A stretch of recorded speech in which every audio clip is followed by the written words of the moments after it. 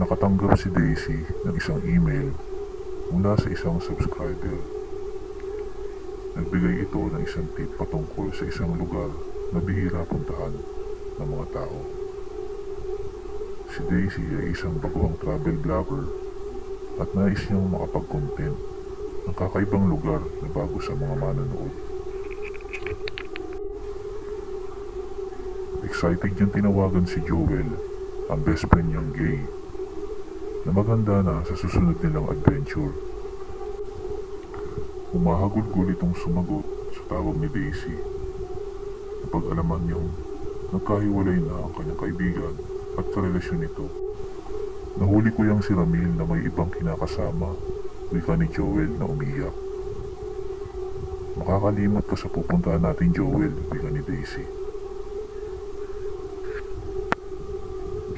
Makalipas ang isang linggo ng paghahanda, ay papunta na sila sa nasabing isla. Marami silang kinausap ng mga bangkero na tumatanggi na maaaring maghatid sa kanila sa nasabing isla. Magbibigay kami kahit magkano, ani Daisy. Maihatid lang kami sa isla na yun. Mapanganib sa isla na yun, ma'am, wika ng mga bangkero. Maraming mga bangka ang nasisira ng malakas na hampas ng alon na bumabangga sa mga batong matatalas. Wala na gaanong tao sa baybayin habang ang magkaibigan ay nag-uusap na may lumapit sa kanilang isang lalaking matangkad at matipuno ang katawan at inalok sila nito na siya ang maghahatid sa kanila sa islang yun. Nagpakilala ang lalaki na si Manny. Meron din itong kasamang dalawang dayuhang nakasuot ng malaking sombrero na papunta din sa islang yun. Binigay ni Daisy ang kalahati ng kabayaran kay Manny. Kalahati ibibigay ko sa iyo pabalik namin dito, ani Daisy. Nagpaalam lang ng saglit si Manny at nibibilhin lang siya matapos ilagay ang kanilang mga kagamitan sa kanyang bangka. Mga mag-isang oras ang biyahe nila sa mapanganib na isla na yun na napakalakas ng mga alon. Maingat si Manny sa paglalayag at inaliw din naman sila nito sa biyahe. Nagkwento ito ng mga bawal puntahan na lugar sa kanila. Sumakay sila sa lumang owner jeep ni Manny papunta sa kanyang inuwian. Nakarating na sila sa bahay ni Manny, mga ilang minuto rin ang layo nito sa dalampasigan. Naroon kasama niya ang kanyang lolo Tonyo na may karamdaman. Binati sila nito at inayang doon na tumuloy sapagkat wala namang mga paupahan sa lugar na yun at mahina ang signal ng cellphone. Inaya din ni Manny ang mga dayuhan sa kanilang bahay, ngunit mas nais daw nilang mag-camp sa labas ng bahay. Muli nagpaalala si Manny sa mga dayuhan na magpupunta sa likurang bakuran. Madilim ang lugar nila Manny, malayo ang pagitan ng mga bahay. Pinakamalayo na ang bahay nila. Isang poste lamang ang nagsisilbing ilaw sa daan. Inilabas ni Manny ang binili niya ng mga gamot para sa kanyang lolo Tonyo. Inumin mo na ito, lolo, at magpahinga na, wika ni Manny. Ipinaliwanag mo na ba sa kanila ang mga bawal na puntahan dito, wika ni lolo Tonyo? Opo, lolo, sagot ni Manny. Kumain muna kayo at magpahinga, wika ni lolo Tonyo. Mga apo, huwag kayong dadako sa likuran ng bahay na ito. Huwag niyong papasukin ang mahabang bakod na yun, mahigpit na bili ni lolo Tonyo. Nung nasa kwarto na si Daisy at Joel, binuksan ni Daisy ang bintana upang manigarilyo.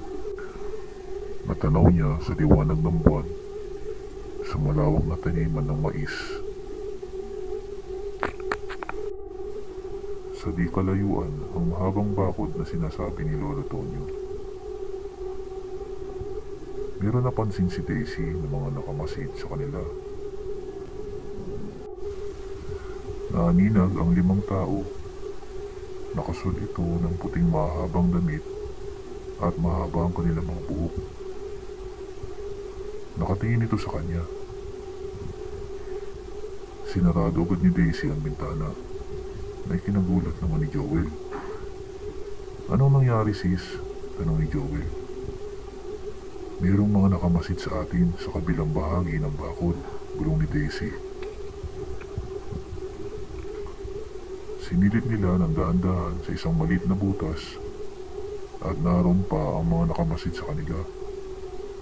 Hindi yun umalis sa kanilang pwesto. Nakatingin pa rin sa kanilang direksyon. Mga subscribers mo lang ang mga yun, biro ni Joel. Matulog na tayo. Nung gabing iyon, di makatulog si Daisy at parang may mga nagbubulungan siyang narinig. Kakaibang lingwahe, di niya maintindihan. Malapit lang ang mga tinig na yun. Nagtakip na lang siya ng unan at kumot upang di marinig ang mga tinig. Kinaumagahan matapos mag-almusal, matapos magpaalam kina Lolo Tonyo at Manny, ay nagala na ang magkaibigan. Pinaalalahanan sila muli ng matanda na huwag gagawin sa likuran ng bakuran ng bahay. Dala ang kanilang folding bike ay kanilang tinuklas ang islang yun. Marami silang natuklasang mga hayop at halamang kakaiba. Binidyo nila ang mga ito. Napakagandang lugar ngunit napakatahimik. Siguradong maraming manonood sa bitbit nating content, Joel. Sa maghapon nating pagtuklas sa lugar na ito. Pauwi na sila na makita nila na wala pa si Manny. Wala pa ang jeep nito. Sinisitan ni Joel si Daisy. Hiningunguso ang likuran ng bakuran. Ano kayang meron dyan, Daisy? Pagka-curious na tanong ni Joel. Bawal daw dyan, wika ni Daisy. Sisilip lang naman tayo. Baka mas marami tayong may contact dyan. Magsasalita pa lang si Daisy ay hinatak na ni Joel ang kanyang kamay patungo sa likurang bakuran. Umiiling-iling si Daisy, ngunit umayag na rin. Dahan-dahan silang pumasok sa alambring bakuran. Mga 5 minuto mula sa bakuran ay may nakita silang malaking gate na kahoy. Dito siguro nakatira yung mga taong nakamasid kagabi, sambit ni Daisy sa sarili. Ayoko na tumuloy, Joel. Masama ang kutob ko. Unti-unti nila narinig ang mga awitan na parang may isang kasiyahan sa likuran ng malaking bakuran. Maingat silang nagtungo sa isang parte ng malaking bakod upang alamin ang nangyayari. Sumilip sila at nakita nila ang mga taong mahaba ang mga buhok at puting kasuotan. Nagsasayaw sila sa paligid ng isang malaking siga. Di maintindihan ang kanilang lingwahe. Mukhang may malaking pagsasalo-salo at lumabas ang kanilang pinuno na isang matanda na itsura nito ay butot balat na lang. Kumukumpas ito na tinutugunan ng mga tao sa komunidad nila. Nakita nila na hawak na matanda ang malaking sombrero ng isa sa mga dayuhang nakasabay nila. At isinuot niya ito sa kanyang ulo. Nagkatinginan si Daisy at Joel nang biglang may humatak sa kanilang dalawa. Si Manny. Sumenyas ito na huwag mag-ingay. Niyaya sila ni Manny na dahan-dahang umalis sa lugar na yun. Nang may isang malit na bata na nakita sa kanila sa di kalayuan. Habang pabalik na sila sa bakuran, itinuro ito sa kanyang mga magulang. Nakarating na sila sa bahay at dari-daring pinag-impake na ni Manny sina Daisy at Joel. Umalis na kayo. Ihahatid ko kayo. Bilisan ninyo mag-impake. Manny, ano nangyayari? Nasaan yung mga dayuhan? Sabi ni Daisy. Huwag niyo na sila alalahanin, bilisan niyo kumilos, napasigaw si Joel, sapagkat nakita niya sa bintana na papalapit na ng papalapit ang mga tao sa kabilang bakod. Dalihan niyo, mga cannibal sila, kumakain sila ng karne ng tao. Ano? Nangangatog na wika ni Daisy. Pinagpawisan ng todo sina Daisy at Joel. Pumasok si Lolo Tonyo. May kumakatok sa likurang pintuan, nandito na sila. Itinago ko ang mga bisikleta niyo. Kakausapin ko sila, wika ni Lolo Tonyo. Huwag muna kayo lalabas ng kwarto, hintayin niyo kami ni Manny. Palakas ng palakas ang pagkatok ng mga taong kanibal. Binuksan ito ni Lolo Tonyo at Manny. Nagsalita ang isang lalaking parang pinakamalaki sa kanila. Sumilip sila Daisy at Joel sa isang maliit na butas at nakita nila ang nakakatakot at hayop na hayop na sa laman ng mga kultong mapupula ang mga mata at parang mga mababangis na hayop na inaamoy-amoy ang paligid. Tatato nyo, nasaan ang mga taong tigalabas? Sambit ng malaking lalaki. Wala sila dito at ako'y nagpapagaling sa aking karamdaman, wika ni Lolo Tonyo. Ang isa sa mga lalaki ay napansin ang butas. Malapit na sana ito, ngunit sinaway ito ni Lolo Tonyo. Umuwi na kayo, wala sila dito. Meron tayong kasunduan, ang mga ninuno natin. Bumukas ang pintuan ng kwarto at hawak-hawak sina Daisy ng mga kanibal na duman sa bintana ng kwarto.